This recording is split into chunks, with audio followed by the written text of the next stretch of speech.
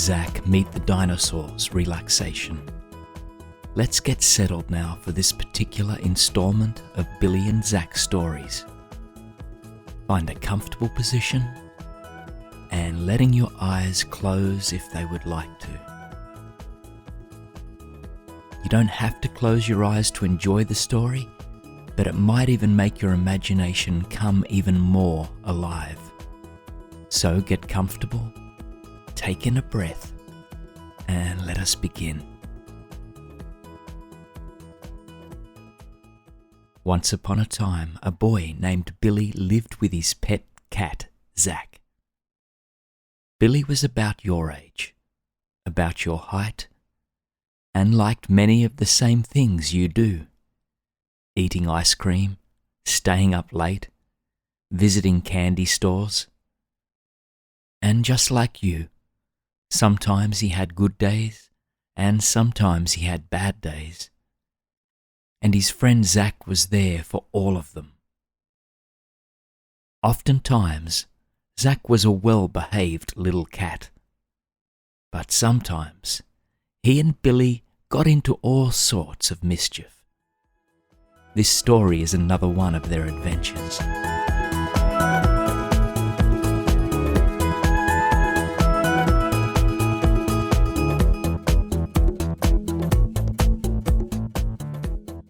One day, Billy comes home from school, only to find that Billy's mother's book club is meeting. Billy and Zac hate book club days. These days are boring for the two friends. A bunch of adults sit in the living room and talk about a book Billy hasn't read, all while eating the kinds of cookies he doesn't like. Billy can't play loud games. He can't run up and down the stairs. And he can't ask his mother questions. One of the book club ladies smells funny. Another one likes to pinch his cheeks and say how cute he is. Billy's mother doesn't like him or Zac interrupting her meeting, and so the only thing Billy and Zac can do is play quietly in Billy's room. Billy and Zac don't like this at all. Outside, it is a bright, sunny day, and all the children in the neighborhood are yelling and laughing. Billy and Zac sit on Billy's bed, staring out the window and hoping that Mum's friends leave soon. After several minutes of just sitting around, feeling cranky, Zac gets bored and leaps off the comforter to the floor below. He stalks out of the room and into the hall, tail twitching irritably. A few moments later, Billy hears a meow. "Come here," Zac seems to be saying. "I think I've found something." And so, Billy gets up and goes out into the hall. Zac is right. He has found something. The little white door that leads to the attic is open. Usually, Billy's parents keep the door tightly closed and fastened with a little silver padlock. But it seems that in the rush of getting ready for the book club guests, it has been forgotten. Behind the white door lies a whole new domain, a room of boxes and bins that Billy and Zac have never properly explored. "I think we should go up there," Billy says. Zac meows in agreement. And so, the two friends push the door a little wider, jumping a little when it makes a soft, squeaking noise. They tiptoe up the stairs, their feet creaking against the bare wooden floor. At the top of the staircase, Billy finds a large flashlight and flips the switch. A beam of bright yellow light shines onto the floor, illuminating the corner of a stack of cardboard boxes. "Wow," Billy says. It's like a jungle up here." And he and Zac set off through the maze of boxes, bags, and tubs, shining the flashlight across dusty ice skates and Christmas decorations. Zac's eyes are bright and reflective in the dim light, and Billy is glad to have a friend who can see well in the dark. The attic isn't scary, but just the same, he doesn't want to get lost. The attic seems to go on forever, and it's hard for the two friends to tell how much time they've spent wandering through the corridors of old belongings. Billy stops to examine an old painting of a sailboat, and Zac continues on ahead.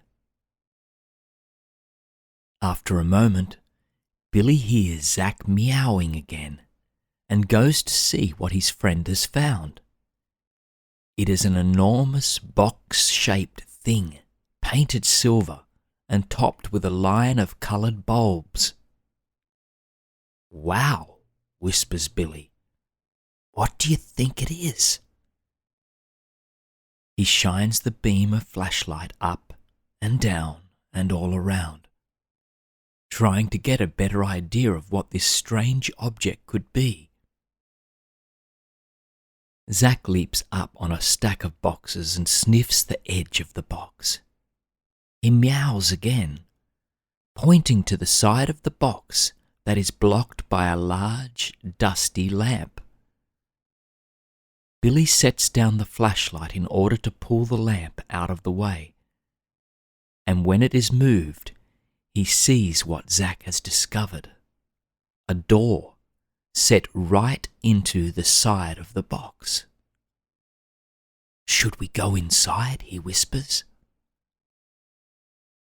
Zac looks at him for a moment, then pushes the door open and leaps inside. Billy has no choice but to follow.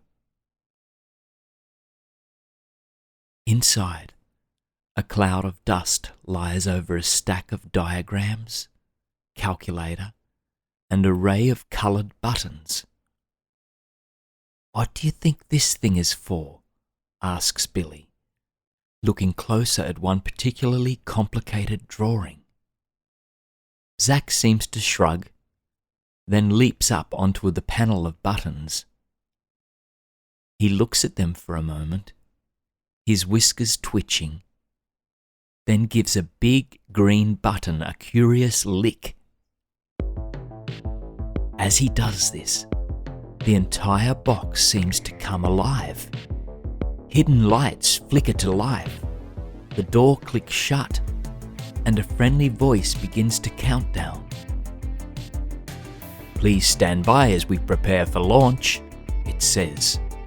"Launch commencing in 5, 4, 3, 2, 1, and liftoff."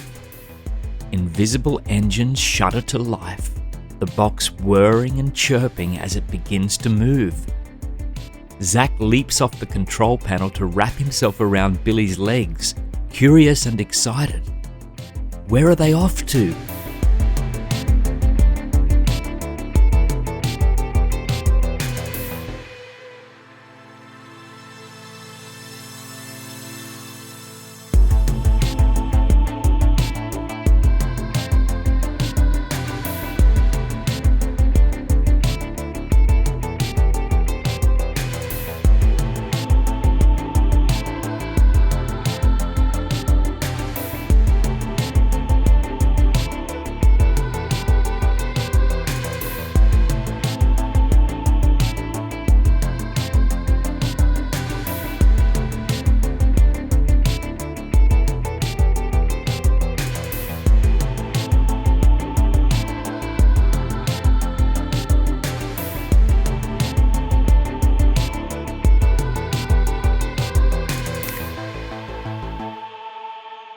After a few minutes, the sounds of the machinery fade away and the box stands still.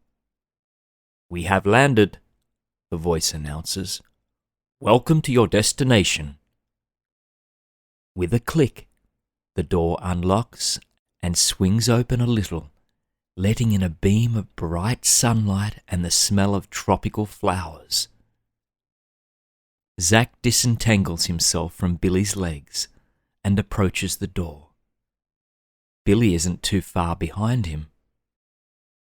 Outside, the air is hot, the sun high overhead, and the sky blue and cloudless. It feels sticky and humid, and the air buzzes with honeybees. Billy and Zac are standing at the top of a dusty hill, looking down into a green, plant-filled valley.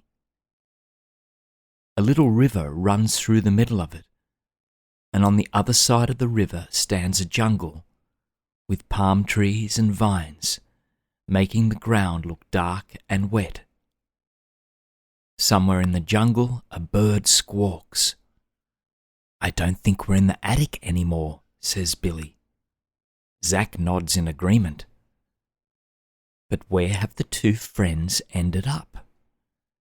They look around for a little while, craning their necks to see if they can see any sign of houses or a town.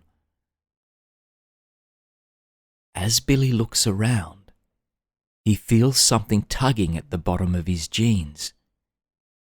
He looks down, expecting to see Zac, but instead, a different creature is there. He is small, dusty brown, and covered in scales. "Zac," whispers Billy, "I think we've found a baby dinosaur." And sure enough, they have. The dinosaur is tiny, even smaller than Zac, and he makes sad little squawking noises. Billy sits down to pet him, and the dinosaur crawls into his lap, snuggling his tiny head against Billy's knee. "Are you lost, little guy?" says Billy, and it seems almost as if the dino nods. "We'll take care of you," says Billy. "We are from the future. I think that box in the attic must have been a time machine." The baby dino squawks again. "Are you hungry?" Billy asks, digging in his pocket for a little package of crackers left over from his school lunch. The bright packaging looks out of place against the prehistoric landscape, but the dinosaur happily chomps the crackers just the same. Billy pets his back, and it sounds almost like the dinosaur is purring. But then, Billy and Zac hear an enormous crashing sound.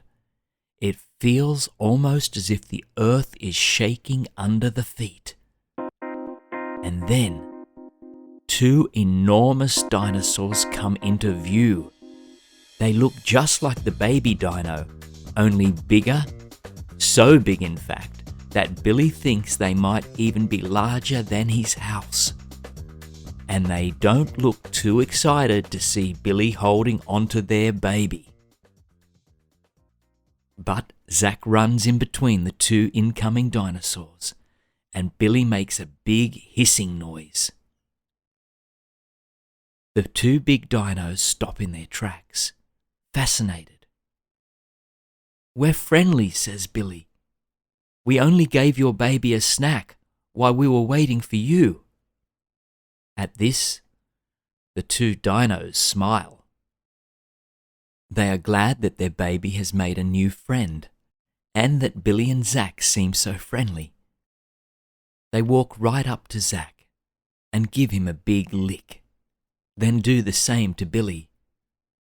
The two friends are covered in dinosaur kisses. The baby snuffles around in the cracker wrapper, then gives Billy and Zac each another baby dinosaur kiss before running back to his mum and dad. The family is reunited, and everyone is happy to be together.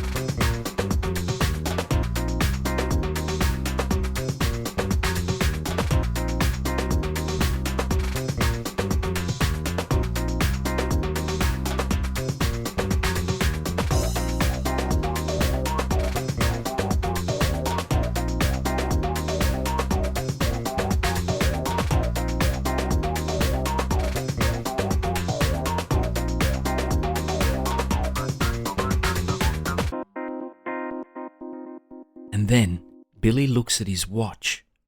"Oh no," he cries. "We have to hurry back, Zac. We'll be late for our dinner." And so the two friends bid goodbye to the dinosaur family. They race back to the time machine, push the green button, and tumble out into the dusty attic. The two friends run down the stairs, shut the door tightly, and hurry back to Billy's room, where they collapse on the bed. A moment later, there's a knock on the door. It's Billy's mother. "Billy, Zac, it's time for dinner," she says. "The book club is gone." She pauses a moment, looking over the two friends. "Wow, you're both all dusty. Have you been playing someplace new today?" Billy and Zac look at each other and smile. "Nope," says Billy. "Nowhere new at all."